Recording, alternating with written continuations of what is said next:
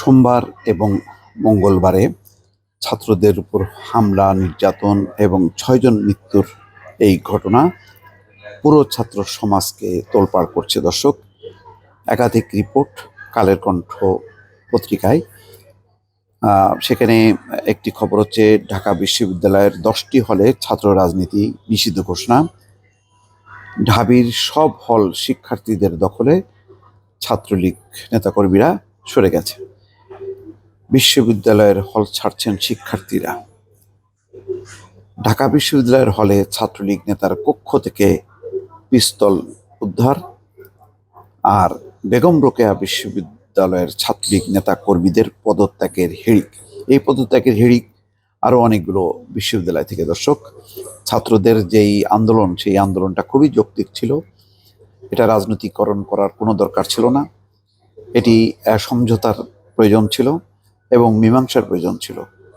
কিন্তু যেই পথ তারা বেছে নিয়েছে, যার ফলে একটা সংঘাতমুখর পরিস্থিতি, তার মুখোমুখি হয়ে গেল ছাত্র সমাজ এবং সরকার। সেই ঘটনার এখন পরিপ্রেক্ষিতে এখনো পর্যন্ত উত্তাল অবস্থা। আজকে যদিও গায়েবানা জানাজা, তারপরেও পরিস্থিতি যে খুব শান্ত সেটা বলা যাবে না। এখানে বলা হচ্ছে, কোটা বিরোধী আন্দোলনকে কেন্দ্র করে ঢাকা বিশ্ববিদ্যালয়ের কয়েকটি হলে ছাত্র রাজনীতি নিষিদ্ধ ঘোষণা করা হয়েছে। মঙ্গলবার রাতে শিক্ষার্থীদের তোপের মুখে হল কর্তৃপক্ষ ছাত্র রাজনীতি বন্ধ ঘোষণা করে অঙ্গীকারনামায় স্বাক্ষর করেন হল প্রভোস্টরা। এ সময় আরও কয়েকটি নির্দেশনা দেওয়া হয়। হলগুলো হচ্ছে শহীদুল্লাহ হল, ফজলুল হক হল, অমর একুশিয়া হল, রোকেয়া হল, মহসিন হল, কুয়েত মৈত্রী হল, জহুরুল হক হল, শামসুন্নাহার হল, বঙ্গমাতা শেখ ফজিলাতুন্নেসা মুজিব হল ও সুফিয়া কামাল হল।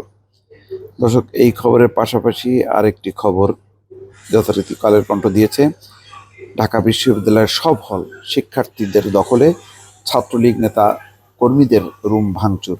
কোটা বিরোধী আন্দোলনকারী ও ছাত্রলীগের সংঘর্ষে শিক্ষার্থীদের মৃত্যুর ঘটনায় ঢাকা বিশ্ববিদ্যালয়ের হলগুলোতে ফুঁসে উঠেছে শিক্ষার্থীরা।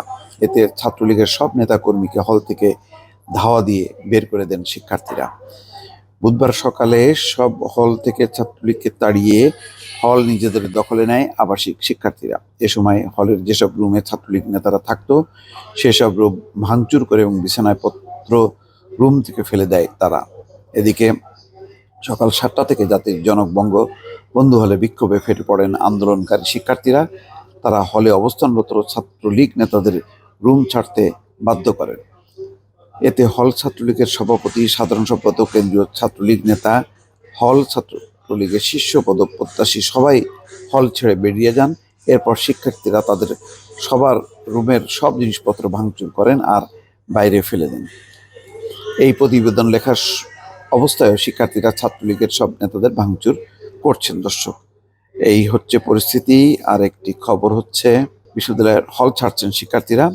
অনির্দিষ্টকালের জন্য বিশ্ববিদ্যালয় বন্ধ ঘোষণার পর মঙ্গলবার সকাল থেকে হল ছাড়ছেন বিশ্ববিদ্যালয়ের শিক্ষার্থীরা। ঢাকা, রাজশাহী, রোকেয়া বিশ্ববিদ্যালয় এবং অন্যান্য বিশ্ববিদ্যালয় থেকে বেশ কয়েকটি বিশ্ববিদ্যালয়তে হল ছাড়ার খবর পাওয়া গেছে।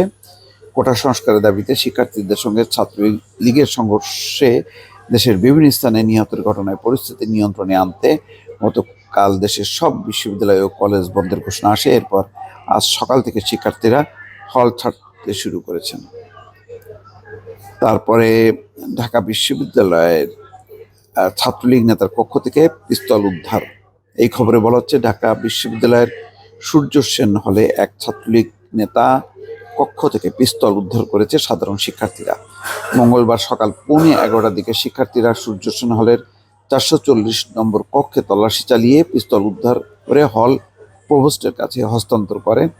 এ সময় হলে নিরাপত্তা নিয়ে শিক্ষার্থীদের তোপের মুখে পড়েন প্রভোস্ট অধ্যাপক ডক্টর জাকির হোসেন ভূঁইয়া। দর্শক, এই হচ্ছে আর একটি সর্বশেষ যে খবর, রোকেয়া বিশ্ববিদ্যালয়ের সহ বিভিন্ন বিশ্ববিদ্যালয়ে যেই হামলা চালানো হয়েছে শিক্ষার্থীদের উপর, তার প্রতিবাদে ছাত্রলীগের নেতাকর্মীরা, রোকেয়া বিশ্ববিদ্যালয়ের যে ছাত্রলীগের নেতাকর্মীরা, তারা পদত্যাগ করতে শুরু করেছেন। বিভিন্ন সামাজিক পোস্টে তারা এই সংগঠন থেকে তারা পদত্যাগ করছে। দর্শক, এই হচ্ছে পরিস্থিতি বেশ ঘোলাটে।